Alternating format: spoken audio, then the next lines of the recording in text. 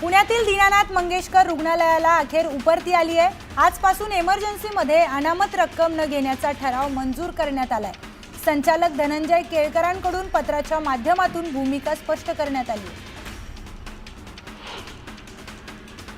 दीनानाथ रुग्णालयाने 2019 पासून महापालिकेचा मिळकत कर थकवला असल्याची माहिती समोर आली आहे। दीनानाथ रुग्णालयाकडे तब्बल 27 कोटी रुपयांची थकबाकी आहे। दरम्यान महापालिकेकडून कर वसुलीसाठी कुठलेच प्रयत्न करण्यात आले नसल्याची माहिती। सत्यशोधक बहुजन आघाडीच्या वतीने दीनानाथ मंगेशकर रुग्णालयाच्या बाहेर आंदोलन करण्यात आलं। कार्यकर्त्यांनी कपडे काढत रुग्णालयाचा निषेध नोंदवला। रुग्णालयावर कठोर कारवाई करण्याची मागणी आंदोलकांनी केली आहे। दीनानाथ मंगेशकर रुग्णालयात गर्भवती महिलेचा मृत्यू झाल्यानंतर रोष व्यक्त केला जातोय। यानंतर राष्ट्रवादी काँग्रेसच्या कार्यकर्त्यांनी रुग्णालयावर चिल्लर उधळत आंदोलन केले। महिलेकडे 20 लाखांची मागणी केल्याच्या निषेधार्थ हे आंदोलन करण्यात आले।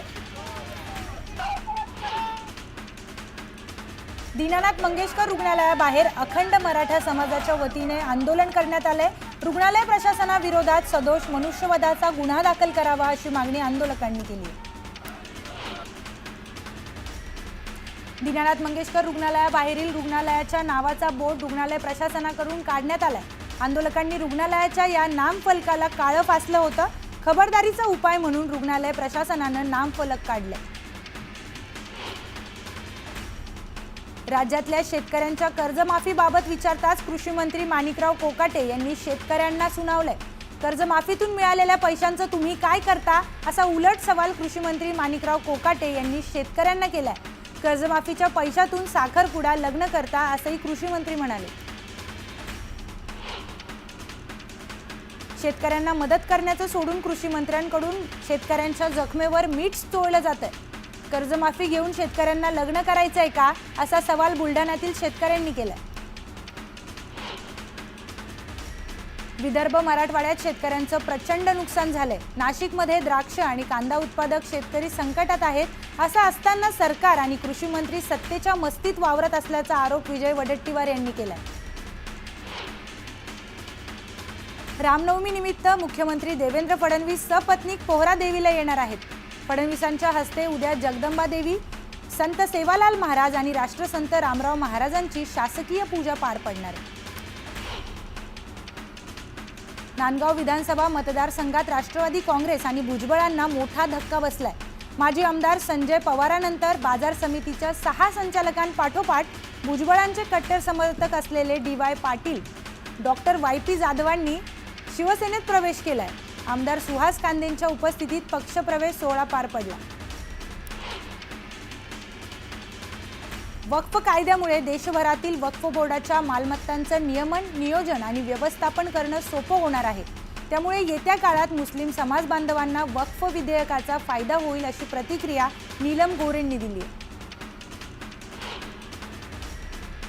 मनसे अध्यक्ष राज ठाकरे यांनी मनसैनिकांना पत्र लिहिलंय। मराठी भाषेसाठी केलेलं आंदोलन थांबवण्याची सूचना राज ठाकरेंनी केली आहे। कायदा हाती घेण्याची इच्छा नाही असं म्हणत राज ठाकरेंनी मनसैनिकांचे आभार मानले।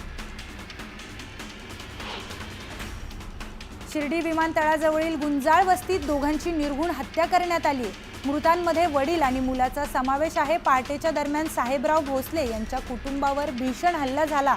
या हल्ल्यात साहेबराव भोसले आणि कृष्णा भोसले या बाप लेकाचा दुर्दैवी मृत्यू झालाय। दरम्यान पोलिसांकडून प्रकरणाचा तपास सुरू आहे।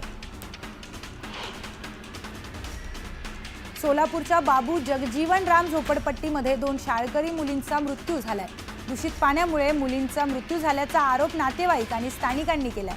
मागील अनेक दिवसांपासून बाबू जगजीवन राम झोपडपट्टीमध्ये दूषित पाण्याचा पुरवठा होत असल्याचा आरोप स्थानिकांनी केला। धाराशिवमध्ये एका निरोप समारंभाच्या कार्यक्रमात भाषण करताना एका तरुणीला भोवळ आली। त्यानंतर तिला रुग्णालयात दाखल करण्यात आलं। मात्र या मुलीचा मृत्यू झाल्याने खळबळ उडाली आहे। पुण्याच्या हडपसर परिसरात ट्रॅक्टरने 2 मुलींना चिरडले। ट्रॅक्टरचा ब्रेक फेल झाल्याने तो कारला धडकला, ज्यामुळे कारच्या शेजारून जाणाऱ्या मुलींना जोरात धक्का बसला। या जखमी मुलींवर उपचार सुरू आहेत। मुंबईच्या साकीनाका इथल्या सेंट जूड्स शाळेजवळ वखारीला भीषण आग लागली आहे।